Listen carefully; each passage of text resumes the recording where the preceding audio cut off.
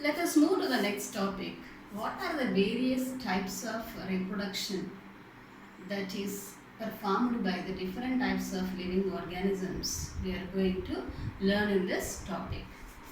On the surface of the earth, mostly living things can perform two types of reproduction. Or we can broadly categorize the methods of reproduction into two groups.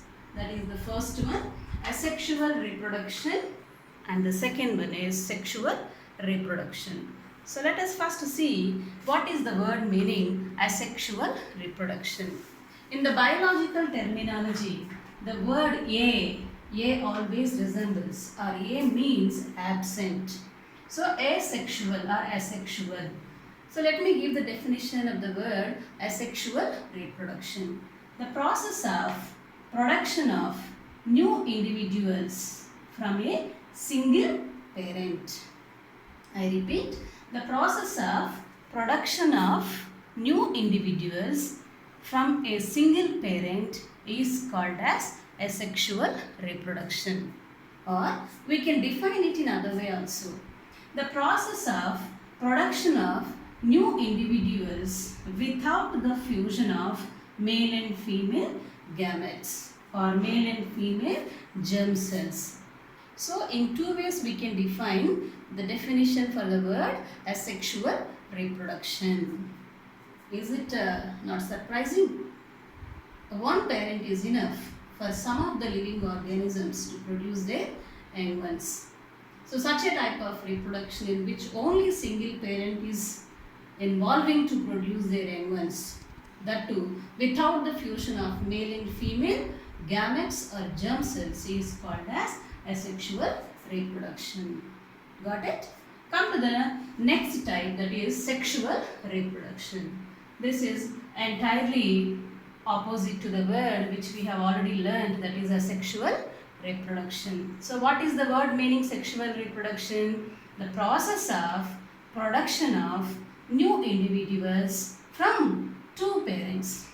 How many parents are required to produce young ones in the sexual reproduction? Two parents are required.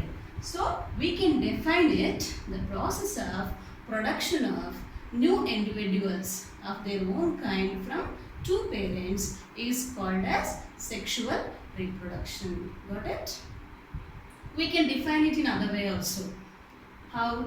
The process of production of new individuals of their own kind by the fusion of male and female gametes or germ cells, because here two parents are required. One is male parent, the other one is female parent. So by the fusion of their germ cells, they are able to produce their young ones. Such a reproduction is called as sexual reproduction.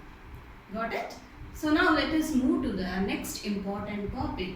How can we differentiate between sexual and asexual reproduction? Let us see now. First we can write the definition as a difference. Here the process of production of new individuals from single parent is called as asexual reproduction. Here sexual reproduction, how can we define? The process of production of new individuals from two parents is called as sexual reproduction. Second important difference is here the new individuals are produced without the fusion of male and female gametes. That means here there is no fusion of male and female gametes. Whereas in sexual reproduction, new individuals are produced by the fusion of male and female gametes or germ cells. That means here the fusion takes place. Are you getting my point? Come to the next important difference. Here single parent is involved to produce their young ones. Here two parents are involved to produce their young ones.